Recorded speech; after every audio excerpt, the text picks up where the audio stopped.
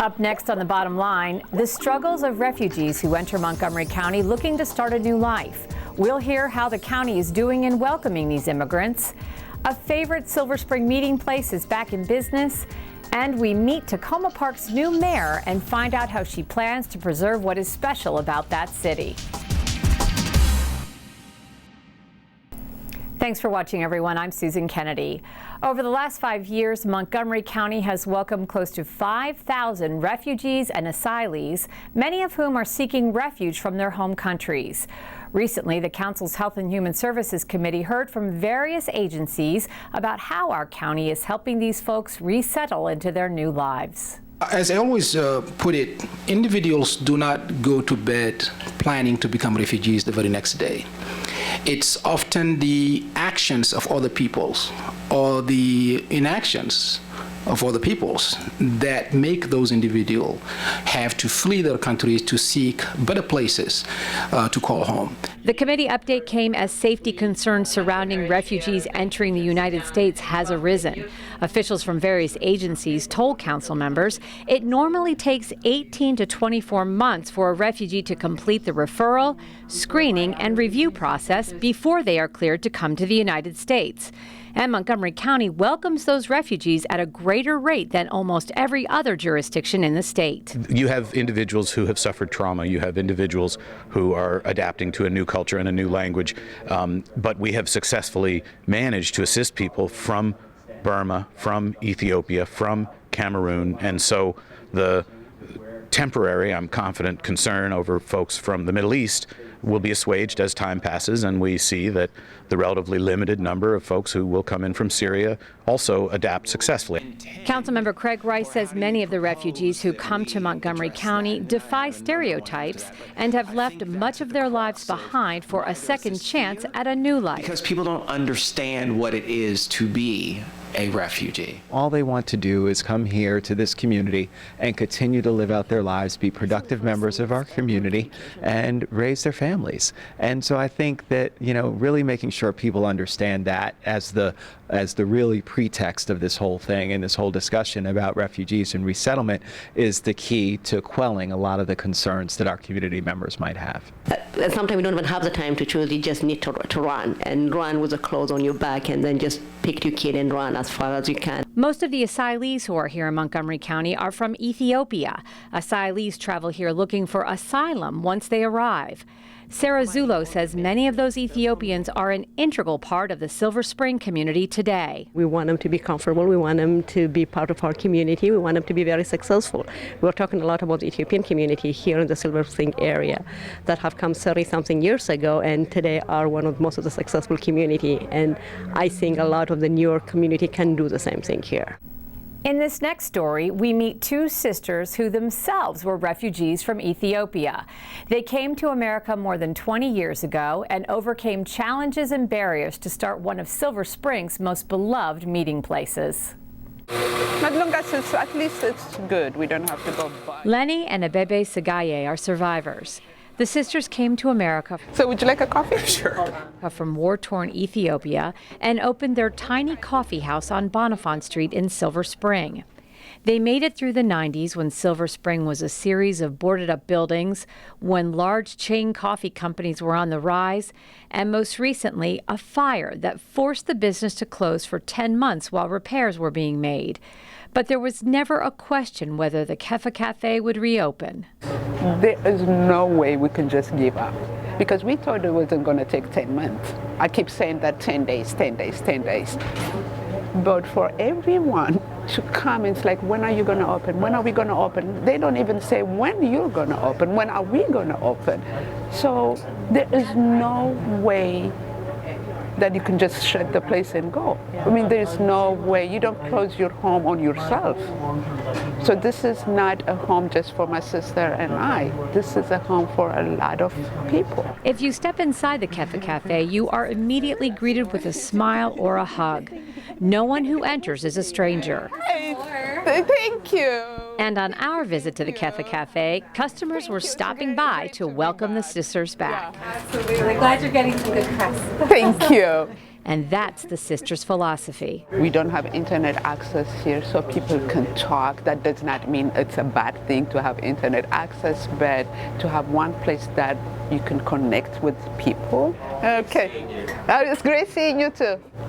So it's a beautiful place, and it's everyone that who comes and makes it a beautiful place. It's just not my sister and I create this. It's everyone that who comes. So it's just a very important thing in our life to be able to be in this community and to be able to give and receive. I think there's something really unique about KEFA in that I think it really exemplifies all that people really love about Silver Spring, our independent small businesses, our diversity, and really the community spirit that people associate with Silver Spring. Councilmember Tom Hucker used the cafe as home base when he was starting Progressive Montgomery. When I was still running Progressive Montgomery, I used to come here all the time. My organizers used to come here all the time to do meetings with neighborhood leaders. Many a political campaign and nonprofit made KEFA Cafe home base, which is just what the sisters intended when they started the business. The coffee culture itself, the culture of the coffee shop, is for people like I grew up in Ethiopia, and people make serious decisions around a coffee. Sitting in a coffee, people talk. I mean, it's a lot of things that you can really do. So culturally, coffee shops should be gathering places that you don't have to have coffee by yourself. There is, like here, there are 99% of people probably know each other. In the back of the cafe is space 710, where local artists can sell their pieces. There is also a memorial there to the late Richard Yagi, founder of the Gandhi Brigade. He spent many hours at KEFA working on his vision for the young people of the community. They really have a philosophy that they bring to work every day about building a community space. They're not, people here aren't running up, big tabs. They're spending a small amount of money, but they're spending a lot of time here. And I think it's the personal relationships that keep people coming back to KEFA Cafe and keep people talking about it. Who are all these folks that we're looking at? These are really the kids that who's been coming here. On the walls of the cafe are dozens of pictures of the children of customers, many of whom accompany their parents to KEFA. Oh. That photo is from when we first adopted our dog Chip, who was with us for 12 years. Yeah. So I must have been 8 and Ben must have been 10. Sam Elkind has been coming to the KEFA Cafe since he was a little boy. Today, he is a product of the KEFA philosophy, where striking up a conversation with other folks is just what you do. They don't know each other. They just kind of meet. Can you imagine? It's a beautiful... It kind of invites that kind of getting to know. It's a really nice, really. It's a really nice thing. Nice. And so, coming to work for you... Oh, it's a vacation. It's like really working 7 days, from 7 to 5, right? I mean, there's not one day that I felt, I have to go to work. It's like it's a very exciting thing to come to work. She was a resident of Takoma Park for 2 decades before she ran in a special election for city council. When longtime Mayor Bruce Williams decided not to run for re-election, Kate Stewart decided to jump in the race. She won that contest handily, and as she tells us in this FaceTime interview, she plans to use these next 2 years to continue to keep Takoma Park an inclusive community. So prior to becoming mayor, you served on the county council here, and then you decided you wanted to run for mayor. Talk a little bit about how you came to that decision that this was the next move for you. Yes, I was on the city council here representing Ward 3 when our mayor, who has been our mayor for a long time, decided to retire. My family has lived here for over 20 years. I have 2 daughters, one's 15, one's 12. I actually came to Takoma Park because my in-laws, my husband's parents, lived here, and we just loved it. And the community has given so much to me and my family that I felt it was time I gave back to the community. When I was on the city council representing Ward 3, there were a number of issues that were very important to me. I realized many of them were not only very important to Ward 3 residents, but to our entire city. In particular, making sure that we had a responsive government, that we had leaders and city staff who knew how to listen, hear, and act on residents' concerns and needs. And that's something I worked on in Ward 3, and it's something we're working on now. What kind of a community is Takoma Park? Are they pretty involved in what's going on with their government? So about 17,000 people live in Takoma Park. It's about 2.4 square miles. And we like to say we live on the edge. We live on the edge of the District of Columbia. We live in a corner of Montgomery County and right near to our dear neighbors in Prince George's County. Yes, Takoma Park is a very involved community. And that's one of the things that makes it such a wonderful place to live and a great place to be the mayor, because residents feel very passionately about their community, and so that's why we're excited to get more input from them. You work full-time, you have 2 children, and you're mayor. How do you balance all of that? Well, you don't, honestly. Each day, each week, you look at what are your priorities.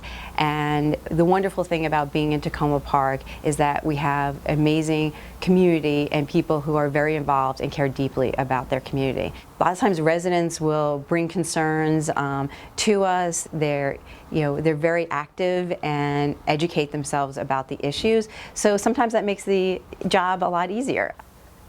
Takoma Park is one of a few municipalities here in Montgomery County. You provide your own snow removal, police force, but I'm sure you have to work with the county government to receive other services. Talk a little bit about that relationship and how you work together to get what you need here. Well, that's actually an issue working with the county and services, one that has been a bit contentious over the years. I'm hoping as a new mayor to build relationships with not just our county executive, but our county council members, so that hopefully we can turn a corner. Takoma Park is a community that's very diverse, and it needs a lot of services. And when we look at the services that we can provide as a city, in addition to the services the county provides, I think we need to really reevaluate what are the needs of the residents and making sure that that combination of city and county services are really serving them, and that we're not duplicating efforts but complementing them. And if the city is doing something that the county is responsible for, that we're being compensated for that. Obviously, you had to campaign for mayor, and this is a very unique city where 16 and 17-year-olds can vote. Talk a little bit about how you geared your campaign toward them, and was it successful? Were you able to bring out some young voters? Having a 15-year-old and a 12-year-old at home actually is very helpful. My 15-year-old and 12-year-old were very involved in my campaign, and my 15-year-old actually designed many of our invites and helped to think about getting out the vote among 16 and 17-year-olds. Looking forward over the next 2 years, what would you like to say as your term would wrap up at the end of 2 years, you would like to say that you were able to accomplish here? Many of the issues we're looking at right now as our city changes and grows are long-term issues, economic development issues. How do we make sure as a diverse community we remain an inclusive community? So there are many of these issues that aren't going to be solved or addressed in 2 years, but are ongoing and we're going to need to continue. And so my hope is over these 2 years that we get ourselves on the right track, and so City Council to come can keep us going in the right direction. Well, that does it for this edition of The Bottom Line. For County Cable Montgomery, I'm Susan Kennedy. Thanks for watching.